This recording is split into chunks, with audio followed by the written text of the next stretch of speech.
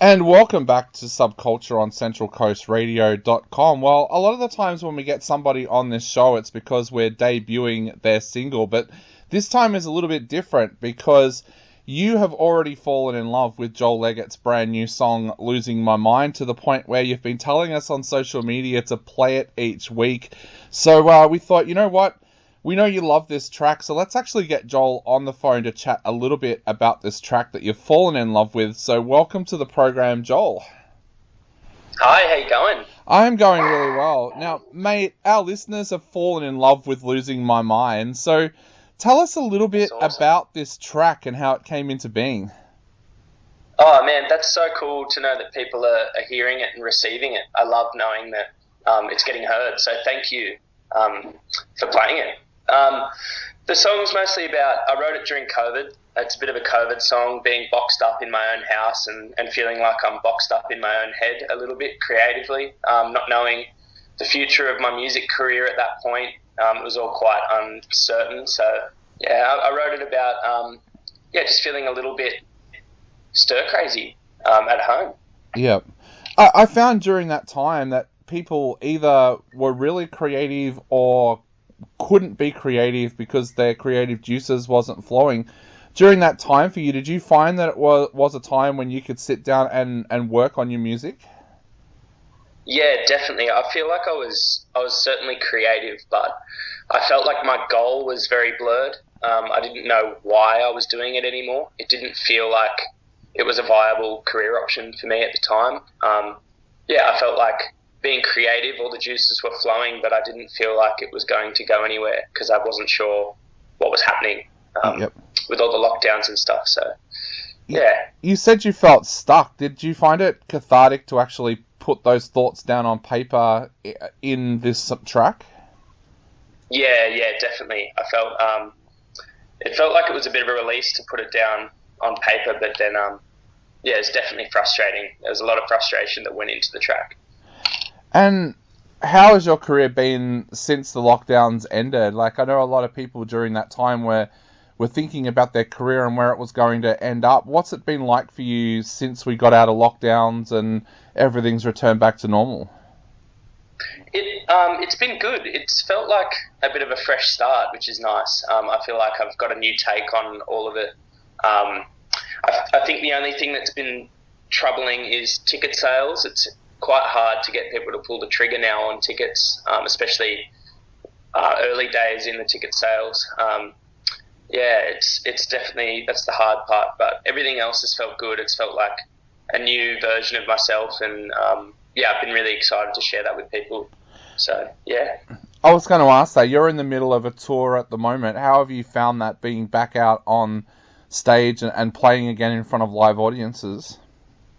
Oh, it's amazing. It's definitely, I'm in my lane. It's what I'm meant to be doing. I love it so much, and I never take it for granted.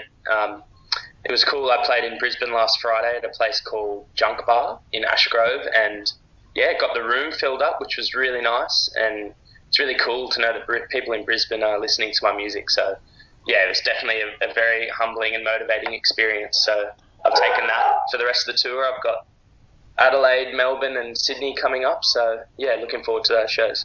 And for all of our listeners out there, check our subcultureentertainment.com website for those ticket information, because we've got all of those dates up there and the ticket information there as well. Joel, there's also a pretty good video clip that goes with this track as well. Tell us a little bit about putting that together as well. Yeah, that video clip, it was shot by my friend Manning Allen Scott, who's also from the Central Coast, but he lives in Byron at the moment. We went up there and shot the video in the hills of Byron pretty much the day after we recorded the song.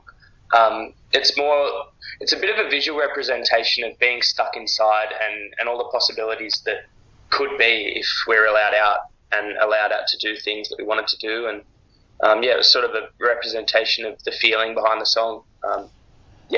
If you want to check that out, you'll see what I'm talking about. Yeah, and it kind of helped that you were recording in one of the most beautiful spots in the world as well. For sure. Yeah, it definitely helped. It was very, very inspiring.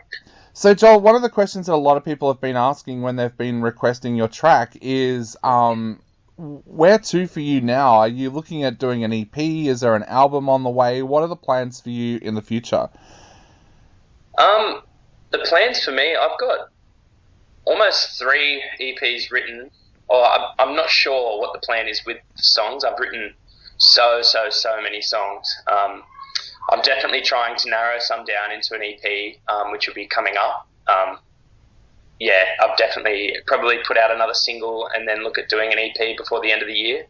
But I'm just taking it slow and making sure I take the right steps to give everything, all my music, the best chance it's got. And really loving it. I'm looking forward to it. And talking about the best chance you've got, you work with your a longtime friend Manning Alan Scott as your producer as well. What's that like working with someone that you're friends with? Does that provide its challenges, or does that make recording music even easier?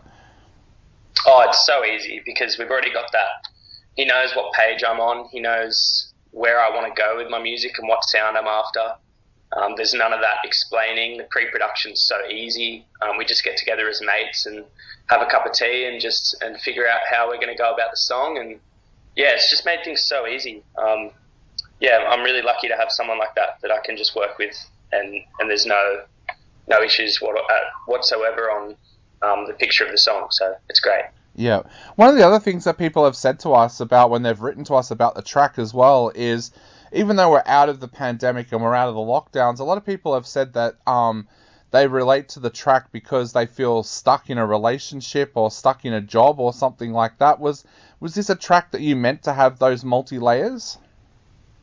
I think it's really up to interpretation. I think as an artist, I create and I can channel a certain feeling for certain people. So I think depending on who's listening and what they're going through, it can honestly resonate with anyone and be its own meaning to anyone. So, yeah.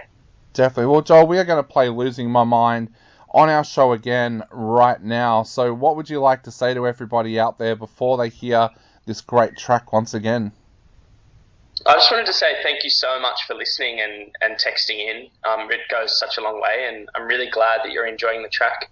And there'll be plenty more coming, so keep an eye out.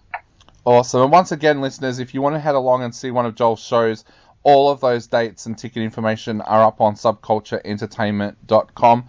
Joel, thank you so much for taking the time to chat to us this morning. We can't wait to hear your next single and maybe the EP as well. But thank you so much for taking the time. Of course. Thank you so much for having me.